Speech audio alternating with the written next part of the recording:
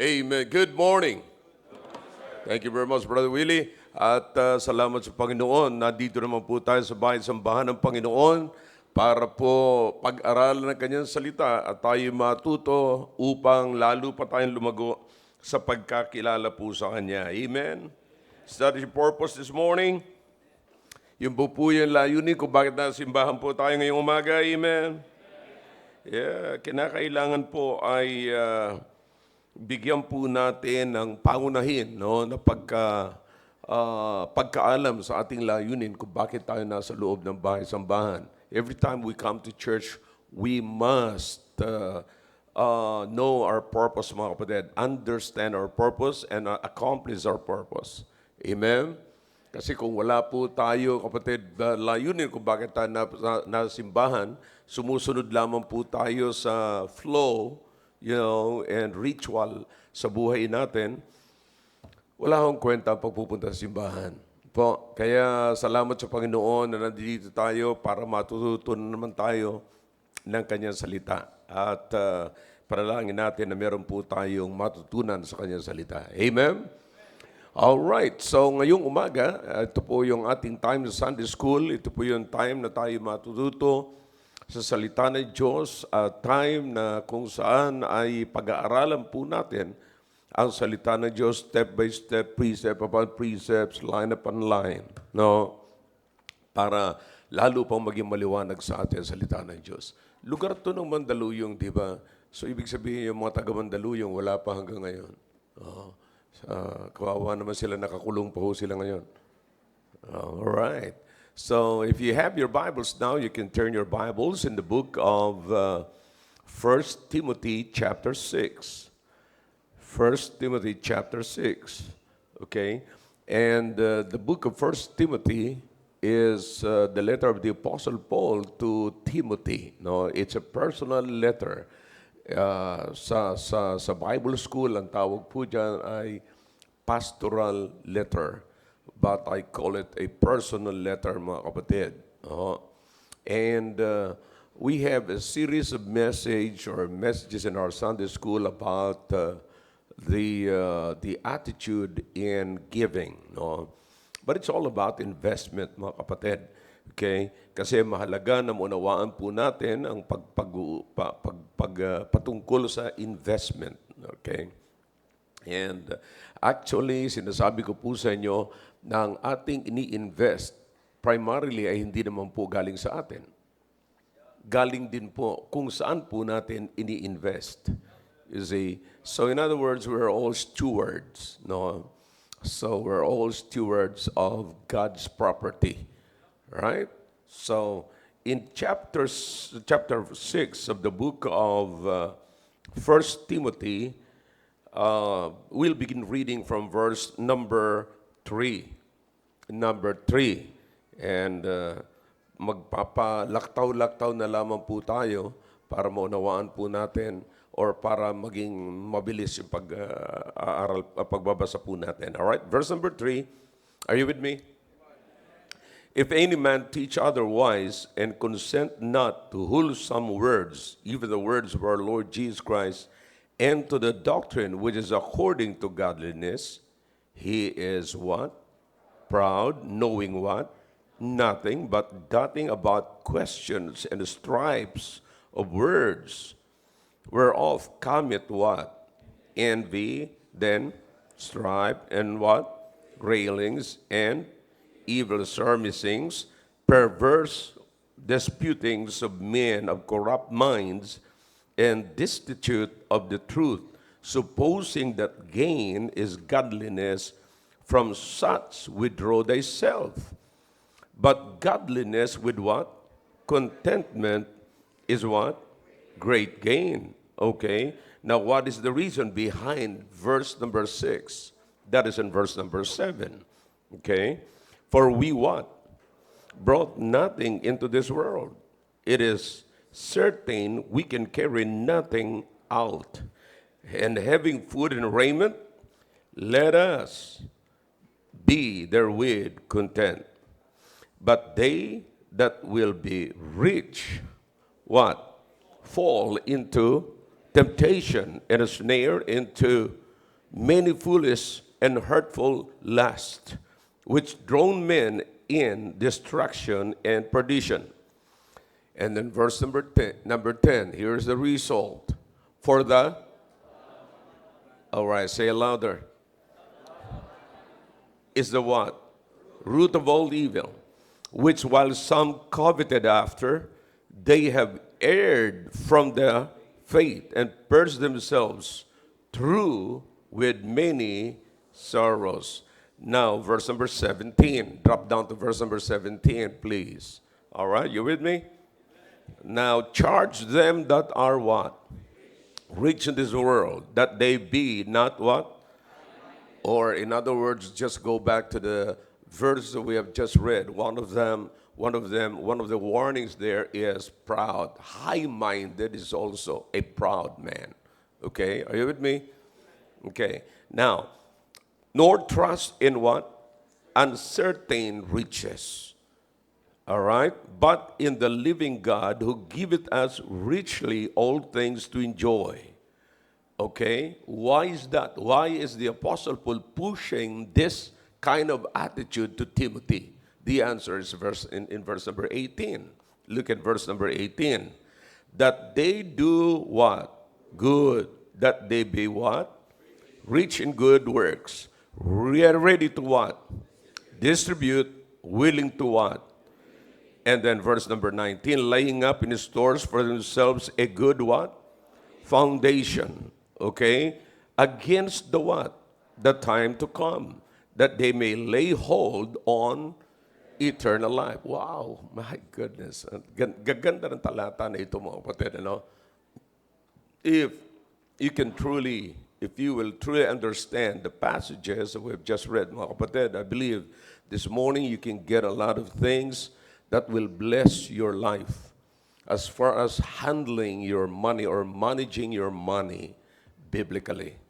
Oh, napakaganda po nito, mga kapatid, okay? Now listen, I'm not here, mga kapatid, to teach you how to manage money to get your money. All right? Parang hindi nyo nakuha yon. I am not here, I said, to teach you how to manage money to get your money. I'm here to teach you money so you can be content what God is telling us to be content. Okay? So, makikita po natin na mabuti rito ang contentment, mga kapatid. Okay? All right. It's a good attitude, mga kapatid. Okay?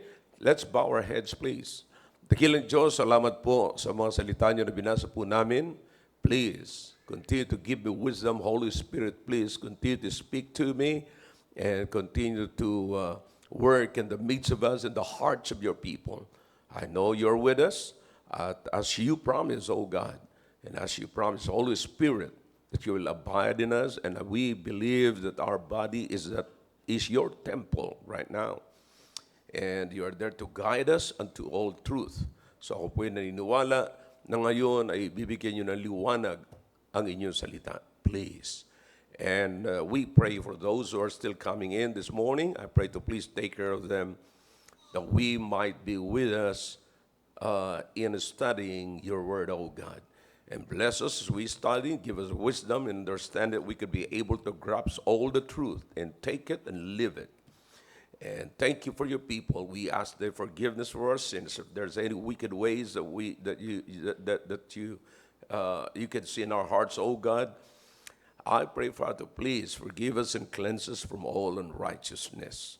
In Jesus' name I pray. Amen. All right, thank you. You may be seated in the presence of our God. Okay? Hope you're ready for the study of the Word of God. Amen. All right, ulitin ko po, babalik po tayo sa ating pag-aaral. This is the second letter of the Apostle Paul to Timothy.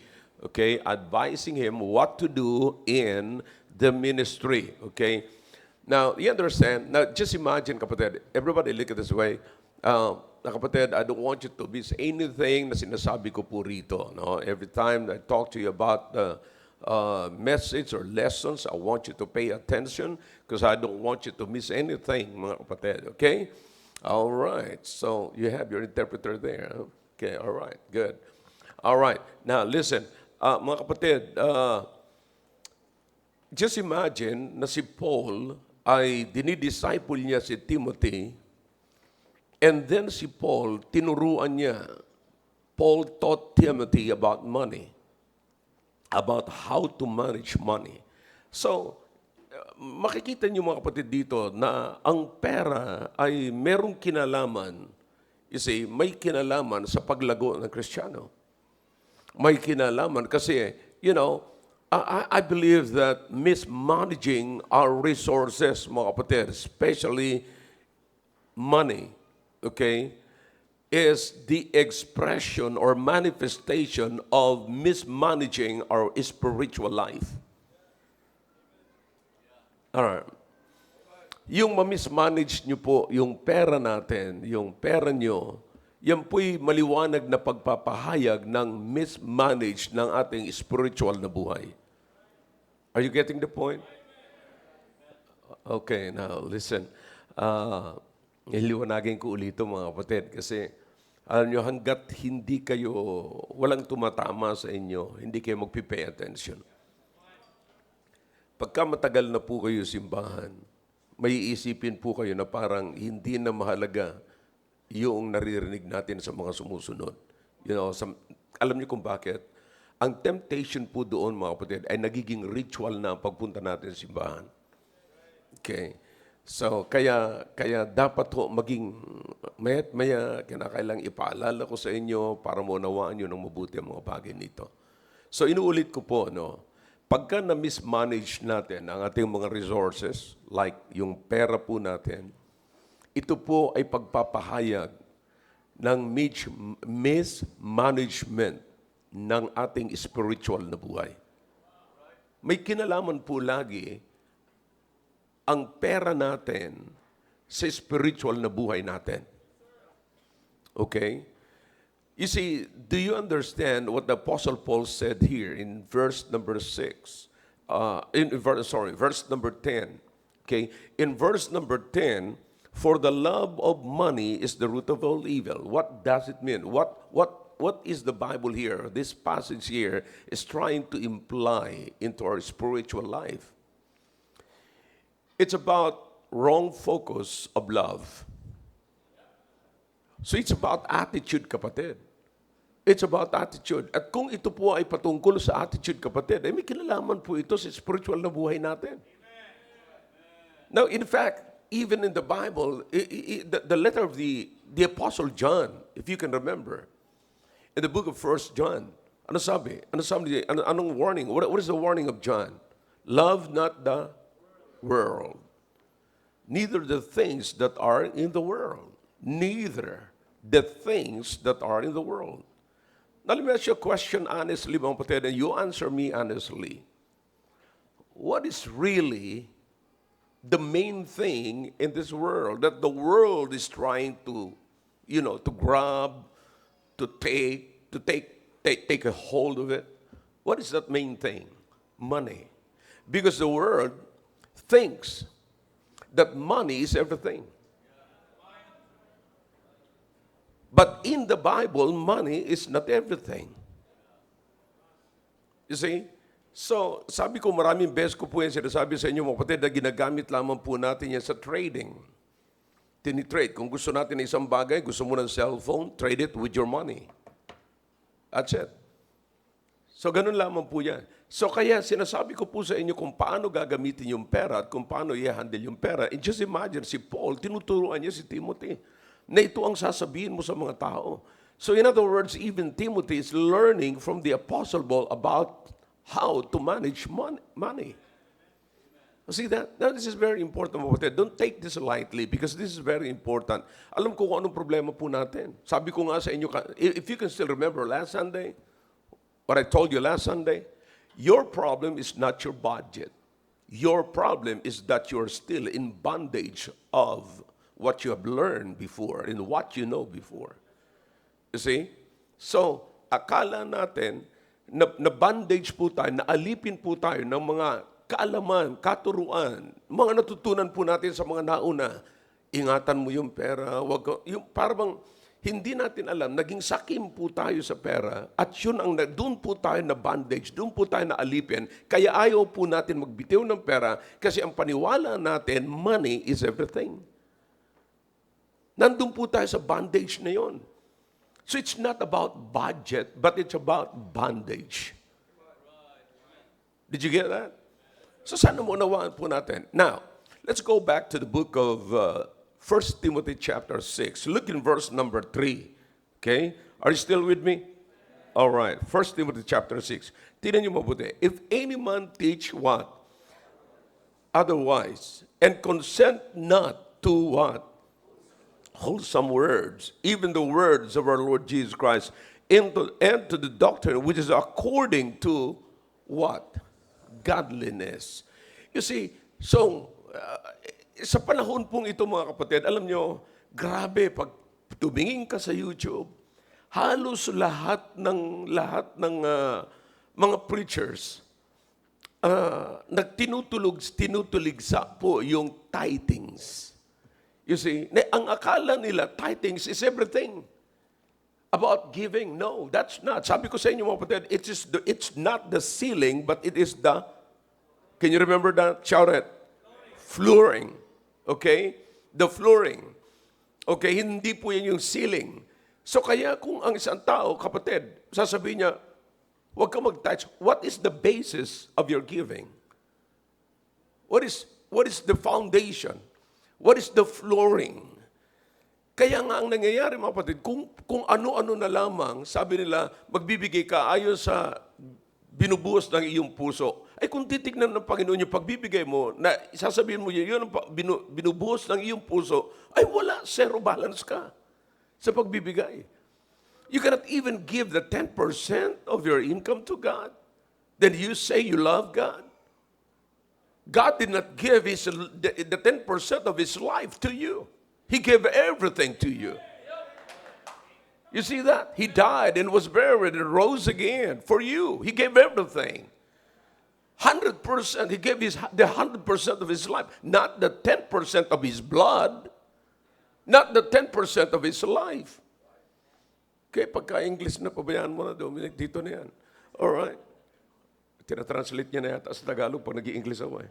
But anyways, so you see here, mga kapatid, dapat maging maliwanag sa atin ito. Notice what the Bible says here. If anyone teach otherwise, and consent not to wholesome words, you see that? Even the words of our Lord Jesus Christ, and to the doctrine which is according to godliness. Now, what is the doctrine about godliness? Things or teaching that will bring you closer to God. That is godliness. All right? Nakukuha niyo mga kapatid, yung point mga kapatid? Okay? Ang point natin dito, eto po yan, anumang katuruan sa pagbibigay kapatid. Kaya sabi ko sa inyo, I don't think yung 10% na tinuturo ni Malachi sa chapter 3 na hindi naman binura sa verse sa New Testament, kapatid, nais ko sabihin po sa inyo, it will lead us to closeness to God. But that's only the foundation. That's not the ceiling. Okay? Now, in other words, if you can give 10%, you can give more. You understand? And as you give more, kapatid, wala akong masama na as you give more, then you are getting because giving is the manifestation of your Christian living. So that way, kapatid, you are expressing your desire to know more God. You see, yan po yung tinitignan natin. Kasi mga kapatid, let me ask you a question. Your giving is the manifestation of your relationship with God. Amen. Now, in the book of Malachi, makikita niyo mga kapatid, sabi ko sa inyo kapatid, makikita mo doon yung relasyon mo sa Panginoon. You see, you can give the best to your king, but you cannot give your best to the King of Kings. That's the book of Malachi. You see, Mabuti pa yung king, sabi niya, nakakapagbigay kayo ng magaganda. Pero sa akin, ang binibigay niyo, mga bulag, mga lame. Yan ba yung Diyos na pinaglilingkuran ninyo? Yan ba yung Diyos na lumikha ng langit at lupa? You see that? So our attitude in giving, kapatid, is down. When our giving is down, when your giving to the ministry is down, your relationship with God, kapag ka ganun yung giving nyo, nagpapakita lamang po yun na down ang iyong relationship sa Diyos. See that? Now, notice, let's keep going. Kapag ka isang taong ito, sabi niya, nagtuturo, nagpapahayag, verse number 3, okay, hindi siya nakikinig sa sinasabi ng Biblia at may sarili siyang prinsipyo. Kaya sabi ko nga sa inyo mga kapatid, yung mga nagtuturo ng pagbibigay ng 10% ay kasalanan, hindi nila ma-prove yan. Hindi nila ma-prove. Kasi sabi ko sa inyo mga kapatid, kung ito ay kasalanan, dapat pinaparusahan. Bakit pag nagbibigay ako ng 10%, ang tagal na, pinagpapala ako ng Panginoon hanggang ngayon? Somebody here can testify. If you're giving your 10% and more than your 10%. Are you with me? Oh. Therefore, sino ang sinungaling sa amin ngayon? Di ba? So, they cannot testify it. They cannot justify it. Okay? Now, so here's another one. Sabi dito ng Biblia, they are what? Proud. Knowing nothing, but doubting about questions and stripes of words, whereof cometh what? Envy. See that? So kapag ka tayo nagturo at namuhay ng salungat, sinasabi ng Biblia, at sa prinsipyo, sa biblical principle, kapatid, then the Bible says, we're just what? Putting stripes. Envy. Kaya sabi ko sa inyo, yung sinabi ko sa inyo the other Sunday, may mga pastors na ganito. Kasi po, hindi naman po talaga natin mapapagkaila na may mga pastor na namumuhay ng extravagant. Yeah, extravagant. Na ginagawa, pakiramdam nila yung offering sa loob ng simbahan ay pag-aari nila. At maging mga property ng simbahan, pag-aari nila. You see? Kaya nga sinabi ko sa mga kapatiran, mag-ingat kayo kung hindi nyo kayang panindigan yung ginagawa ninyo. For example, okay, bumili kayo ng lupa, nagpatayo ka na yung building, mula sa sarili nyong sweldo or sa sarili nyong pension, okay? Baka balang araw, pagka wala na kayo, hindi nyo yun maibibigay sa iba. Bakit? Kasi nasa isip ninyo, gastos nyo yan. Sigurado nyo ba na pagka natapos kayo ng termino, kinuha na kayo ng Panginoon o hindi nyo na kaya magpastor, ibibigay nyo yan sa hindi nyo kamag-anak? Siguraduhin nyo lang.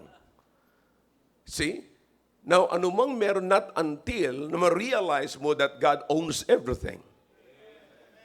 You have to realize that God owns everything and we're just the steward of God's property. Okay? And then, notice what the Bible says here. Listen, ang sabi ng Biblia sa verse number 5, perverse disputings of men of corrupt minds and destitute of truth, supposing that gain is godliness. Okay? From such, sabi ng Biblia, withdraw yourself.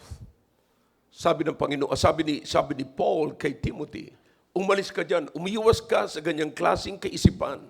Na ano? Na yung kita, yung gain, ay godliness. Pagka ikay kumikita, pagka ikay tumutubo, kahit na sa maling pamamaraan, sapagkat yun ang kaisipan nila. Alam nyo, hindi sapagkat ang tao'y kumikita sa business,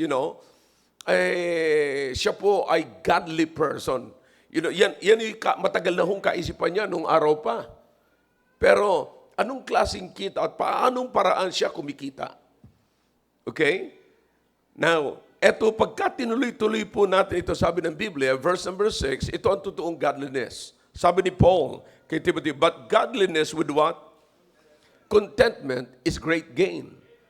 Okay, nasaan yung great gain? Nasa godliness with contentment. So, alam na natin yung godliness, pero yung contentment, dapat malaman natin kung saan naka-based. Okay? Ano yung basis ng contentment, mga kapatid? Now, ang basis ng contentment is our condition before God. Ano yung katayuan natin sa Panginoon? Dapat natin alamin ito, mga kapatid. What is our condition before God? Here's what it is. For we brought what? Nothing into this world. In other words, God owns everything and we own nothing. Di ba? Yan, tinan nyo mabuti, mga kapatid. Pag-aralan nyo na mabuti. Wala tayong pag-aari lahat ng Diyos. Sapat pag-aari ng Diyos ang lahat, wala tayong pag-aari. Pero ang problema natin ngayon, mga kapatid, binigyan lamang tayo ng Panginoon, ng Diyos, pinagkatiwalaan tayo, at yung pinagkatiwala sa ating mga kapatid, inaari na natin. At sapagkat inaari na natin, ang problema, hindi na natin maibalik sa Diyos. Too bad. You know, nakakalungkot. Kaya hindi ho tayo pinagpapala ng Diyos kasi yung pinagkatiwala lang sa atin, inaari na. Alam ko marami kayong istoryang alam tungkol dyan. Na pinagkatiwala, pinatira lamang sa bahay, nung pinapaalis na, ayaw na umalis kasi kanya raw yung bahay. Di ba? Pinahiram lamang ng gamit, nung pinahiram ng gamit, ayaw nang isole. Bakit? Sa kanya raw yun. Di ba nakakahiya sa totoong buhay, mga kapatid? Naunawaan niyo po, nasusundan niyo yung lesson po natin? So sa Panginoon sabi niya, wala tayo rito. We're nothing in this world. And it is certain that we can carry what? Nothing. Okay? Now, notice here, mga kapatid. Okay? We can carry nothing. When is that? When do we leave this world? Kapag ka iniwanan natin ang mundong ito, mga kapatid, we can carry nothing. You see, kung paano kang sabi nga ni Job, hubot-hubad ako na pumasok sa mundong ito, hubot-hubad din ako na lalabas sa mundong ito. Purihin ang pangalan ng Panginoon. Yan ho ang kalagayan natin. We can carry nothing when we leave this world. Okay? Now, kaya sabi ng Panginoon ngayon, because of that, okay, sabi ni Paul, here's how he understood life. Here's how the Apostle Paul understood life. Okay? Having food and what? Raiment, let us be therewith content. Okay? Now, where is now the contentment? Ang contentment, nandun po sa kalagayan na kung saan tayong gustong ilagay ng Diyos. May purpose ang Diyos kung bakit pumasok tayo sa lupang ito. Pagtatrabahuhin tayo ng Diyos, may assignment tayo sa Diyos. And to perform the assignment, we need food and raiment. So to fulfill the assignment of God, all we need is the food and raiment. All right? That's it. Okay? Now, kaya nga po, sinasabi ng Biblia, na yung iba na nagpapasobra-sobra, that is rich. Okay? In other words, sobra sa iyong pangailangan. Sobra sa iyong pangailangan. Kung sumobra na yan sa iyong pangailangan, subject ka na ngayon to temptation. Kasi, mamahalin mo na yung sobra. Okay? Mamahalin mo na yung sobra. Papupunta ka na ngayon sa sobra. Pag sumobra ang iyong pera, doon nagkakaroon ng problema. Bakit? Iba na ang nasa isip mo ngayon. Ayaw mo na ngayon pakawalan. So saan pupunta na ngayon yan? Doon sa pagmamahal na sa pera. For the love of money is now what? The root of all evil. Na kung saan, kapatid, hindi na magtatapos doon, you will covet it. Magkakaroon ka na ng ugaling kasakiman. Lagi mo nang i-desire mga bagay na yon. Ngayon, tinuturuan tayo ng attitude ng Panginoon dito. Tinuturuan tayo, si Paul, tinuturuan niya si Timothy ng tamang attitude tungkol sa bagay na ito. So, ano sinasabi ni Paul kay Timothy? Be careful with that. yung mga taong may prinsipyo na ganyan, sabi ng Biblia, sabi ni Paul kay Timothy, withdraw thyself. Withdraw thyself. Because it's all about money. It's about money. So withdraw is the word right there. Para sa bangko, mga kapatid, parang hindi nyo nakuha yun. Withdraw thyself, sabi ni Paul. Kung may mga tao kang kakilala na ganyan, umalis ka dyan. Alam nyo, ito yung magandang tatandaan ng mga sino man tinatawag ng Panginoon sa ministry.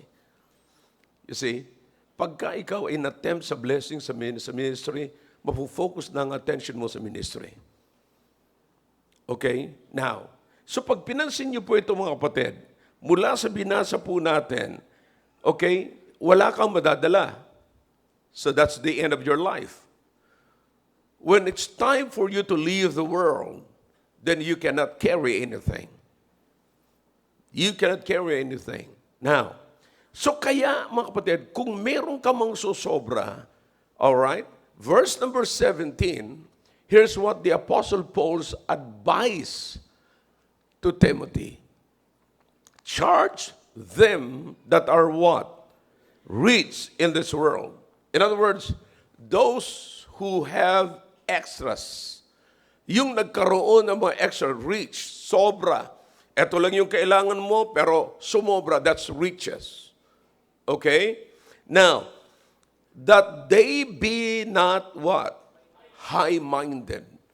Now, may kinalaman, sinasabi ng Biblia, doon sa naunang talata, mapatid, na proud. Na anong ibig sabihin yan?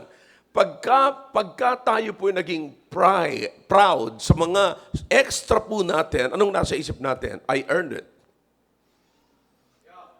I earned it. Ako ang naghanap nito. Ako ay matalino. Ako ay ganito, ganyan, ganyan, ganyan. You see that?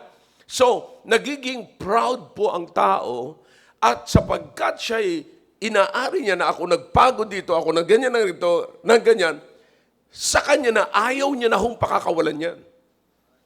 Ayaw niya na. Now listen to me now. Here's the thing here. Let's keep going. Sa Biblia mga kapatid.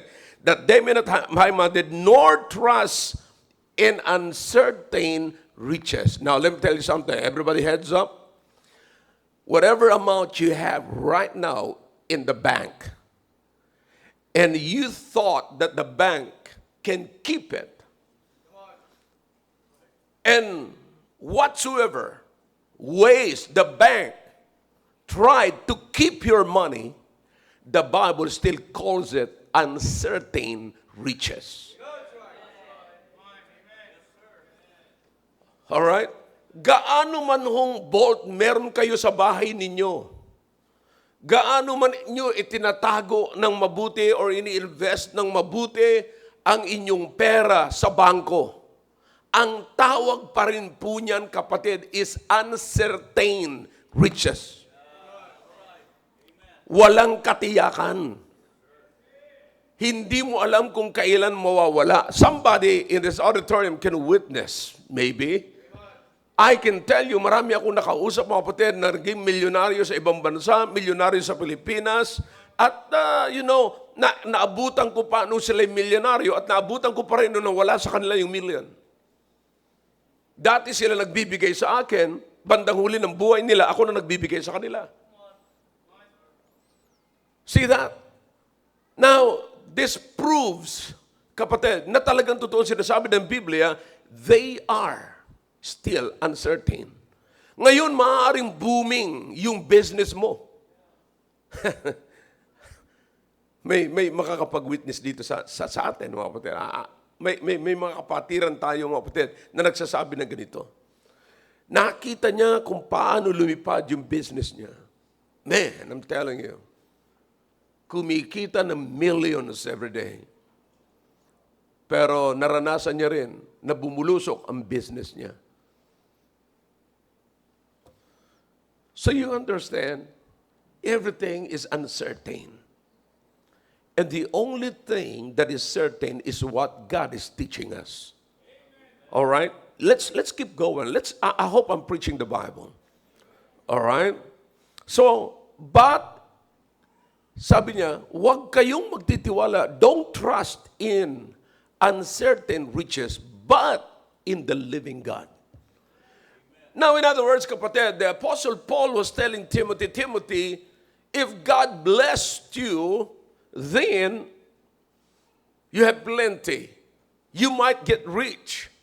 But when you get rich, remember, don't trust in your riches because those are uncertain.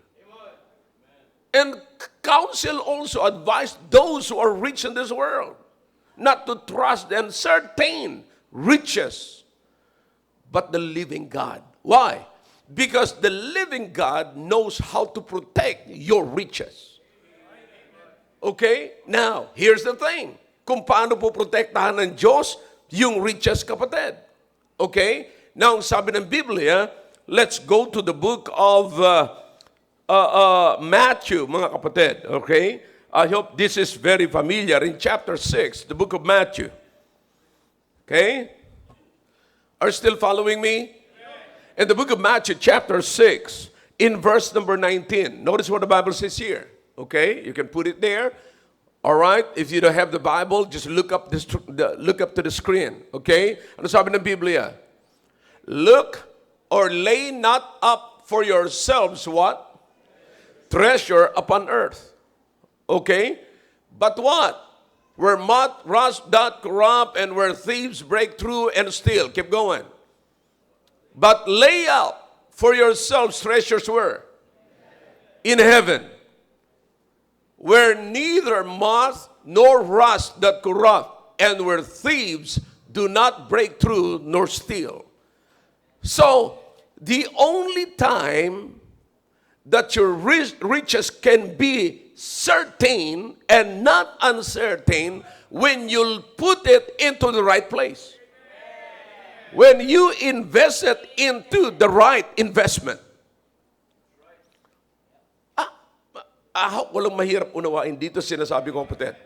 Ang tamang panahon lamang na matatawag mo na ang iyong kayamanan ay totoong kayamanan at iyo talaga pagka inilagay mo sa tamang lalagyan. Kapatid, nais kong sabihin sa lahat ng naririto, okay? Makinig kayo ng mabuti. Kahit na magkano ang pera mo, hanggat hindi mo ginagamit yan, hindi yan sa'yo. Alright. Pastor, nasa bangko yan, akin yan, nasa pangalan ko yan. Alright. Pero isang araw, baka mawala ka, mauna kang mawala sa pera mo, kanino yung pera na yon? Hindi iyo. Okay? Ano mong mangyari sa bangko? Magsara yung bangko. Alright? Magkano lang ay i-claim mo? Magkano ang bibigay sa'yo ng PDIC? Alright? Tanong, sa iyo ba lahat yung pera mo? Hindi. Because it is what the Bible says, uncertain.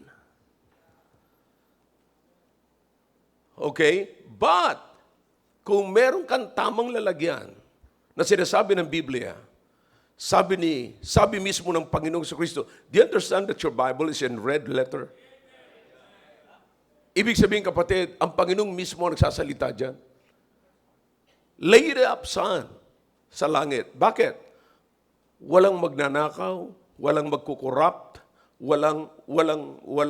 hindi kakalawangin. Okay? Walang magkukorrupt. You see here, kapatid, binibigyan tayo ng Panginoon ng tamang attitude pagdating sa pera. Notice what the Bible says here, okay? All right? Sabi ng Biblia, it's about eternity. Doon sa binasa natin, mga kapatid, let's go back, sandali lang ha. Babalik lamang po tayo doon sa 1 Timothy chapter 6 in verse number 19. Okay? Verse number 19. Laying up in store for themselves a good what? Foundations against the time to come. What is that time to come? Hindi mo rin alam, di ba? Pero kinukonsider nyo ba na maaaring ito na yung katapusan ng kontrata natin sa mundong ito? In other words, ito na yung panahon na katapusan mo na. Wala na, patay na. In other words, nauna tayo sa ating perang mawala. Nauna yung tao, nauna yung sinasabing may-ari ng pera sa kanyang pera na mawala. Sabi ko sa inyo, alin ang iniisip niyong posibleng maunang mawala? Hindi, wala hong sabay. Tandaan niyo po yan. Walang sabay na nawala. Nawala yung tao, nawala rin yung pera sabay. No, hindi. Karamihan mga kapatid, naiiwanan yung pera, nauuna yung tao. Pero may pagkakataon naman na nauuna yung perang mawala kaysa tao. Grabing kapighatian yun. Pero alin pa man sa dalawa mga kapatid ay hindi maganda. Okay? Kaya ang pinakamaganda, magkaroon tayo ng magandang investment na makikita pa rin natin yung pera natin. Yung yaman natin. Notice here, verse number 19. Laying up in store for themselves a good foundation against the time to come. Ano yung foundation natin, inilalagay natin sa sarili natin before we die? Ano yun? Does it help?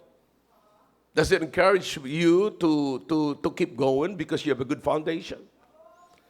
All right, notice what the Bible says here. Verse number 19. That they may lay hold on what? Maliwanag yan. So the best part here, kapatid, when we talk about money is, does your money possess an eternal value? What is the value of your money? Ang nakikita lamang po natin na value ng ating pera ay kung ano ang maipapalit natin sa pera. Magkano ang kapalit ng iyong 1,000,000? Let me know. Yung 1,000,000 mo, kapatid, listen, etong pinakamaganda kasi dito mo, kapatid, na catch eh. Alright? Everybody. Sayang, sabi ko, nalulungkot ako na itong na-miss ng mga latecomers. Okay? How much really is the value of your money right now? What you possess right now. How much money you have right now? In the bank, in your pocket? How much? Think about it. Then now, tell me what is the value of what you have right now. My question is this. May value kaya yan? Meron kaya yang does it possess an eternal value? Alam niyo mga kapatid, ang makikita mo lamang na hindi masasayang ay yung eternal value. Alam niyo kung bakit? Because you will not live in this earth eternally. You cannot live in this world that long as you think. Who was in the Bible that lived who lived the longest life? Can you remember? Who? Say louder. Methuselah. How many years? 969. Not even 1,000. Suppose, kapatid, nabigyan ka ng Panginoon ng pagkakataon na mamuhay ng 1,000 years. More than Methuselah. But still, the principle is the same. Hindi ka rin tatagal dito. After 1,000 years, sino makikinabang ng pera mo? See that? So your possession in this world is not eternal. The only eternal possessions that you possess are the possessions that you put into the hands of God. That you laid up in heaven. Not here. Because everything here passes away. Everything here is temporal. There's nothing eternal on this earth. Lahat po rito, kapatid, ay temporal. Ang pinakang eternal lamang ay yung inilalagay natin, nilay up natin sa langit, mga kapatid. Okay? So yun. So nakikita niyo po, ang attitude natin, may problema tayo. Now listen, be careful with this. Ito po yung catch, sinasabi ko, maganda ito. whatever amount that you put or lay up in a store up in heaven, kapatid, both, whatever amount it is, both has an eternal value. You understand? Na maglagay ka ng 100 pesos, kapatid, sa langit, kapatid. Basta ibinigay mo yan sa langit, kapatid. Ipinadala mo yan sa Panginoon. In-invest mo yan sa Panginoon. Tandaan niyo po ito. Ang value niyan is eternal. Maglagay ka ng 1,000,000 because that is what is in your heart. Ang value po niyan is eternal. So you understand that? Kaya napakaganda, kapatid, i-check natin yung puso natin pagdating sa pagbibigay. Okay, ang tanong ngayon, paano ka mag-i-invest? Wala naman nung kumuha ng pera at init siya sa langit. Sabi niya, ako binibigay ko lahat sa Panginoon. Sabi niya, binibigay ko lahat sa Panginoon. Hinahawakan ko yung pera, Panginoon. Ito lahat ang sweldo ko. Paano mo binibigay? Binibigay ko, tinatapon ko sa langit. Panginoon, sa iyo na po ito. Bang! Bahala ka na kung magkano ibabalik mo sa akin. Kayang bumalik sa akin, yan yung akin. That's not the proper way, mga kapatid. The proper way is this. Look in verse number. Let's go back to the book of Timothy. All right. Look in verse number 18. Okay, this is right after verse number 17. Okay, are you with me? Now look in verse number 18.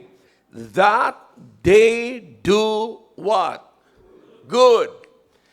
That they be what? Rich in good works. Okay?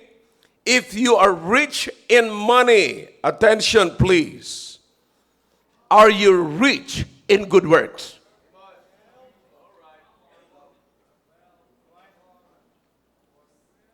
Ang pangit nito, mga kapatid, alam niyo kung ano? Maraming mga mayayaman, hindi rich in good works, kundi nang aapi pa ng mga mahihirap. Niyayabangan niya pa yung mga mahihirap. Woo! Yan ang totoo po niyan. Kaya kung anumang meron ka, pinakamaganda yung pagkatiwala mo sa Panginoon. Back to the verse, please. All right? Rich in good works, ready to what? Distribute. If you are rich, if God blessed you to be rich, my question is this: are you willing to distribute? Pag hindi ka rito nakapagmura, ano sasabihin natin? Mura, and then magpagod din sila. Now listen, may paraan po dyan. May paraan po dyan, kapatid. And then, the Bible says, willing to what? Communicate. Okay? Do you understand that distribution and communication goes together? Works together? Okay? Now, distribution is what you possess. Communication is the process. Let me say it one more time. Distribution is the what? What you possess. Okay? Then communication is the process. Okay? Now listen, kaya dito si church, kapatid, kumpletong-kumpleto tayo. Dialagay natin dito yung ating possessions. And then there is a communication, the proper process. Saan natin ginagamit? Look at this. Sinabi ko na po ito sa inyo mga kapatid, mga karana, ulitin ko lamang. Yung gawain po natin sa mga remote areas like sa Baag, sa mga Aitas, sa mga bundok, sa mga, sa mga remote areas na nararating po ng mga missionaries po natin. It's where what we possess goes. And the process is our communication to the people. What is that? It involves the preaching of the Word of God. It involves the teaching of how to live life. Katulad ng ginagawa ko po sa inyo ngayon. Ay, isipin nyo kaya mga kapatid, kung walang simbahan, anong klaseng buhay meron tayo? Anong klaseng buhay na akala kasi nila ang simbahan lamang ay puro sign of the cross, puro lamang tingala, puro ganon. No, very practical ang Christianity. Christian life is living the real life. Ito ang totoong buhay. Hindi po ito, again, hindi po ito religion. Kaya sa mga bisita po namin, pag pumasok kayo sa simbahan, kalimutan muna ang religion. Ang isipin ninyo is the education, what you are getting, ideas. What you're getting, what you're learning. That's the most important thing, kapatid. Kasi ang buhay ay punong-puno yan, kapatid, ng influence. And influence is what? What you are getting from others. What you are learning from others. So that's communication. You see? Kaya nung ginagawa po natin ngayon, kita nyo, itinuturo ko po sa inyo, sabi nga ng iba, pambihira, hindi ko natutunan to sa eskwelahan, yung tinuturo ni pastor. Pero narinig ko rito. Kasi ang akalam natin, mga kapatid, ang pera, pag-uusapan ang pera, ang akalam lamang natin, give your tithes. That's all. Pag hindi ka nagbigay, magnanakaw ka. Sibukan mo, pag hindi ka nagbigay ng 10%, susumpa ka ng Panginoon. Kapatid, lumalampas tayo sa teaching ng Bible. Hindi ganun kalupit ang Diyos natin. Yun ang mga maling pagtuturo ng salita ng Diyos. See? So ipinapakita lamang dito, mga kapatid, na dapat nating matutunan ang tamang pamumuhay. At ang tamang pamumuhay, mga kapatid, ay magkaroon tayo ng eternal investment. Okay? Now here's the thing, kapatid. Tignan niyo mabuti. Anumang attitude meron ka ngayon, it will affect pag may pera ka na. Listen. Listen now. Huwag mo sabihin na sa kanila lang ikaw magbibigay pagka lumaki na ang pera mo. No. Yung attitude mo ngayon, yan pa rin at mas grabe yan pag meron ka na. Pag kuripot ka, ngayon, pag nagkaroon ka ng perang malaki, mas kuripot ka. Kung sakim ka ngayon, pag nagkapera ka, mas sakim ka. Kung mayabang ka ngayon na maliit pa lang ang pera mo, pag lumaki na ang pera mo, mas mayabang ka. You see? Kaya nga patid, dapat matutunan po natin kung paano gagamitin ang pera. Kasi mas malulungkot ka kapag ka nawala sa iyo ang pera na wala kang kaalam-alam kung bakit nawala. Now, ilan sa mga tao ngayon na nag-i-explain, mga kapatid, na nagsasabi, hindi ko akalain na mangyayari pa sa akin ito. Sa dami ng pera, hindi ko akalain. See? Pero kapatid, it is because the Bible is correct. You are possessing in your hands an uncertain riches. It is not certain. The only time that it will be certain when you lay it up in heaven. Not here. Klarado po ako sa inyo, mga kapatid. So nakikita niyo yung problema natin. Ang problema natin, mga kapatid, yung attitude natin. Ano yung attitude nyo ngayon pagdating sa pera? Kapatid, huwag mo nang hintayin na dumami pa ang pera mo. Mas lalala ang kasalanan mo. Saka ka na lang magsasabi, well, saka na ako magbibigay pagka yumaman na ako. Pag yumaman ka, hindi ka pa rin magbibigay. Lumaki lang ang kasalanan mo. You see, hindi ka naman magbibigay. Hindi ka naman magbibigay ayon sa yaman mo eh. Yeah. So you understand now, kapatid? This is really Christianity. No? And you check your giving because your giving, kapatid, has something to say with your Christian living. Your giving is the manifestation of your Christian living. It's always a part of it. Huwag mong sabihin that's another one. That's another. No. Your giving is a part of your Christian living. Diyan nagmamanifest, diyan nagsasabi. Huwag tayong magyabang sapagkat tayo nakakapagbigay ng tithes, nakakapagbigay. Tandaan niyo mga kapatid, Tithes is just the flooring. Yeah. I'm not bragging, but I need to tell you this. Sinasabi ko sa inyo lagi na nagbibigay ako ng not 10%, but 30%. Pero nung chinek ko po yung aking giving, it's more than that. It's more than that.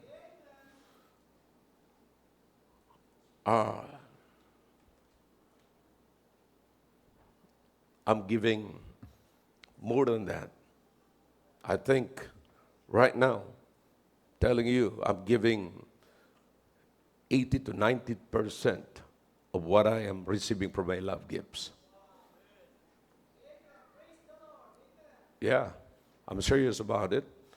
Pero hindi ko po ito sinasabi para magyabang sa inyo, kundi sinasabi ko lamang po sa inyo, sa akin, sabi ko nga, may kinikwentuhan ako. Awan ko, dumating na sa punto ng buhay ko na parang wala nang halaga ang pera sa buhay ko.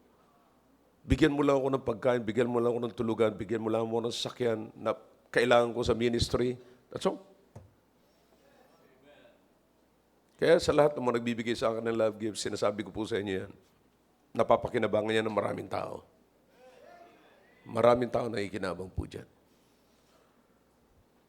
Hindi po, sasabihin niya, kasi wala namang pamilya na si pastor eh. Laki ng pamilya ko eh. Laki ng pamilya ko. Mas malaki pa ang problema ko sa problema ng iisang pamilya. Yeah. Yung mga kasakasama ko sa araw-araw, alam nila yan. You see? Kaya sabi nga ni Brother Roy, kailangan mo na sir ng tagalaba. Sabi ko, meron na ako. Si LG. Yung LG, yung washing machine. LG. Yeah. Si LG, yung tagalaba. At least, maganda yun si LG. Maingay lang siya pag naglalaba. Pero pag nalabahan niya na yung labahan ko, tumitigil na siya sa pag-iingay. Ang mahirap nito, pag nakakuha ka ng kasama mo sa bahay, tagalaba, tapos na yung paglaba, tapos yung pamalansya, maingay pa rin.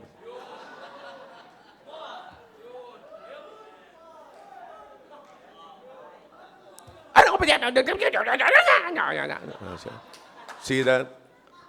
At least si LG, pag natapos na siya maglaba, tulog na siya, tahimik na. Wala na, tahimik na. See? Hirap yan. Okay? So, sabi ni Brother Noel, sana all. Gusto niya rin niya itong mamatay asawa niya. But anyways. All right. Did you get something from this? Alin yung nakuha niyo yung huli? Yun ang nakuha niyo yata, yung kay LG. All right. Kaya magandang, yun ang mga kalakihan ni LG. Yung washing machine ni LG. Tahimik. Okay? All right. Shall we all stand, please? Hope you understand and you learn something. Amen? Amen. Amen. All right, tayo manalangin. Dakilang Diyos, salamat po sa inyong salita. Pagpalain niyo po, Panginoon, ang lahat ng narinig po namin at naway ito po'y mag-sink in sa amin pong understanding, Panginoon. And that we might use it in our daily Christian living. We need to grow. We need to know more because we need to grow. And thank you, O God, for your word. This is the only time that we can increase our faith. This is the only way to increase our faith. We need to learn more because faith cometh by hearing and hearing by the word of God.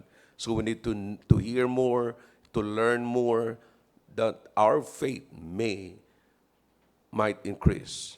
Thank you, O God, and bless your people in the next part of the service. In Jesus' name, amen. All right?